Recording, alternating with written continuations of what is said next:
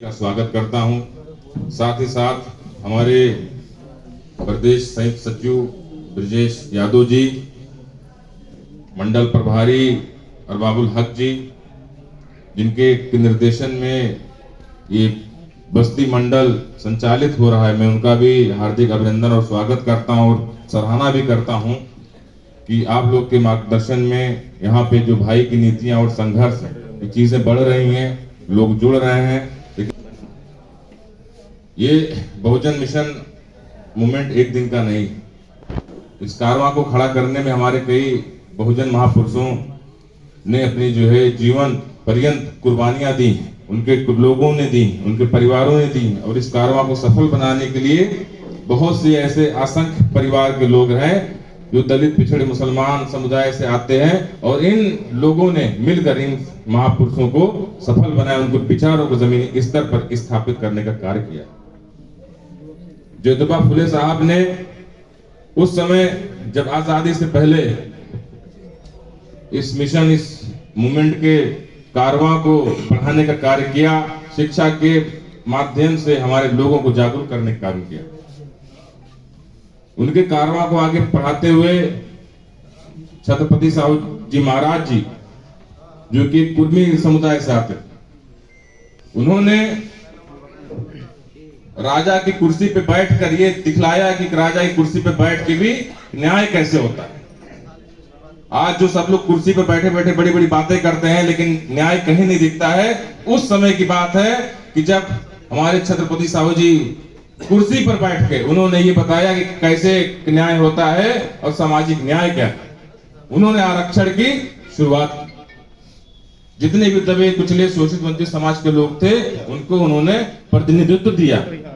कि आप आइए और सत्ता में भागीदारी करिए और आप भी अपने लोगों के लिए कार्य करिए। उनके कारवां को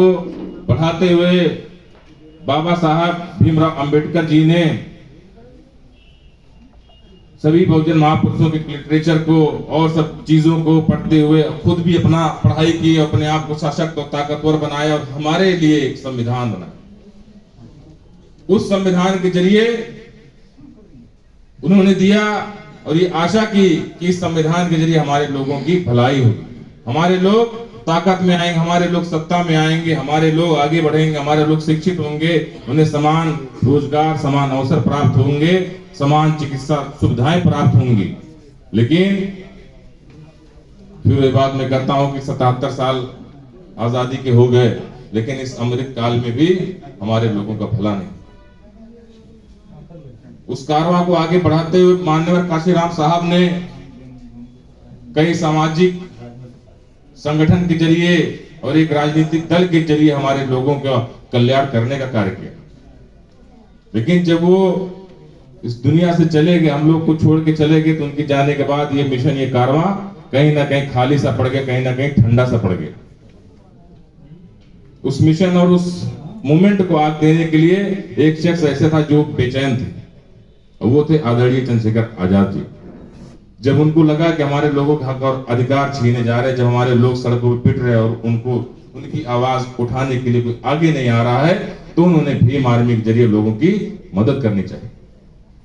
भीम आर्मी के जरिए लोगों को न्याय दिलाने का कार्य किया। लेकिन फिर जब कुछ समय काल हो गया, तो ये चीज समझ में आई कि हम लोग सामाजिक संघर्ष के जरिए लोगों के FIR तो लिखवा देते हैं, लेकिन जो राजनीति में बैठे लोग, पावर और सत्ता में हैं, वो लोग अपने पावर का दुरुपयोग करके फिर वही चीज जाके कोर्ट में उनको न्याय नहीं मिलता। इसलिए हमें राजनीतिक पार्टी का गठन करने की आवश्यकता पड़ी, ताकि हम उस सत्ता के केंद्र में जाएं, उस राजनीतिक केंद्र में जाएं जहां से नीतियां बनती हैं, जहां से नीतियां निर्धारित होती हैं, जहां से ये बनता है कि हाँ, इस व्यक्ति को 1 रुपये में 10 पैसा मिलना चाहिए, जहां से ये चीज बनती है कि हाँ, इस समुदाय के लिए घर बनने चाहिए, जहां से ये बनता है कि इन व्यक्तियों के लिए ये शिक्षाएं होनी चाहिए। तो उस राजनीतिक केंद्र के लिए हम लोग 5 सालों से करीबन प्रयासरत हैं। जब इस संत कबीर नगर में प्रथम बार आया था, आज से 5 साल पहले, तब संख्या कुछ और थी।